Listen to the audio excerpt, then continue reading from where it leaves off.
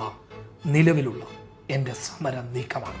കാരണം ആ വിഷയം വലിയ രീതിയിൽ ചർച്ചയാക്കപ്പെടുന്നത് അവരെ അസ്വസ്ഥരാക്കുന്നുണ്ട്. അതിൻ്റെ കാരണം എന്താണ് എന്ന് ചിലപ്പോൾ നിങ്ങൾ ചോദിച്ചേക്കാം. കാരണം 13 വർഷക്കാലമായിട്ട്, എൻ്റെ വാക്കുകൾ നിങ്ങൾ നോട്ട് ചെയ്യണം, 13 വർഷക്കാലമായിട്ട് 50 കോടി രൂപയോളം നിലവിൽ ചെലവഴിച്ചിട്ടുള്ള ഈ കാണുന്ന ആശുപത്രി സംവിധാനം ഒരിഞ്ച് പോലും പണി നടക്കാതെ പ്രേതാലയമായിട്ട് അവിടെ കെട്ടിക്കിടക്കുന്നുണ്ട് എങ്കിൽ ആർക്കാണ് ലാഭം?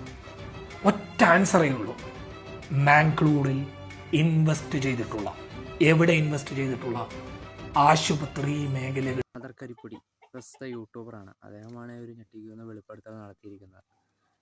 അദ്ദേഹം പറഞ്ഞിരിക്കുന്ന മാംഗ്ലൂർ ലോബി ഇത്രയും നല്ല കണ്ടിട്ട് തന്നെ ഒരു വൻ കോടികൾ ഇതിനകത്ത് ഇൻവെസ്റ്റ് ചെയ്തിട്ടുണ്ടെന്ന് കണ്ടാൽ തന്നെ മനസ്സിലാവും. അങ്ങനെയുള്ള കെട്ടിടം എത്ര പാവപ്പെട്ടവർക്ക് ഉപകാരമാവുന്നൊരു മെഡിക്കൽ കോളേജ് അവിടെ വന്നു കഴിഞ്ഞാൽ പാവപ്പെട്ട ഉപകാരമാകും. അങ്ങനെയുള്ള കെട്ടിടങ്ങളൊക്കെ എന്തിനാണ് ഇവരിങ്ങനെ പകുതി പ്രേതാലയം പോലെ ഇവിടെ ഇട്ടേക്കണേന്ന് പോലും അറിയില്ല. കാരണം പാവപ്പെട്ട രോഗികളൊക്കെ അവിടെ വന്ന് ചികിത്സിക്കാനുള്ളതാണ്. പണക്കാരന് എവിടെ പോയി ചികിത്സിക്കാം. ഈ വീഡിയോയിൽ തന്നെ അദ്ദേഹം പറയുന്നുണ്ട്, അദ്ദേഹം ചിലപ്പോൾ കൊല്ലപ്പെട്ടേക്കാം, അല്ലെങ്കിൽ ആക്സിഡൻറ്റിൽ മരിച്ചേക്കാം, കേസുകൾ വന്നേക്കാം, എങ്കിലും സമരം തുടരും എന്നാണ്.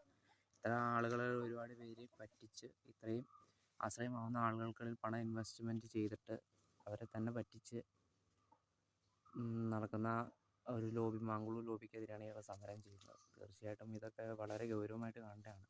കാരണം നമുക്കൊരു ഹെൽത്ത് ഇമ്പോർട്ടൻ്റ് ആയിട്ടുള്ള കാര്യമാണ്. എന്തെങ്കിലും അസുഖം വന്നാലോ എന്തെങ്കിലും വേണ്ടതിൽ വന്നാലോ ഓടിച്ചെന്ന് ആശ്രയിക്കുന്ന ആശുപത്രിയാണ്. ഉള്ള ആശുപത്രികൾ തൊട്ടടുത്തുള്ള ഇതുപോലൊരു ആശുപത്രി വന്നു കഴിഞ്ഞാൽ ഒരുപാട് പാവങ്ങൾക്ക് ഉപകാരമാകും.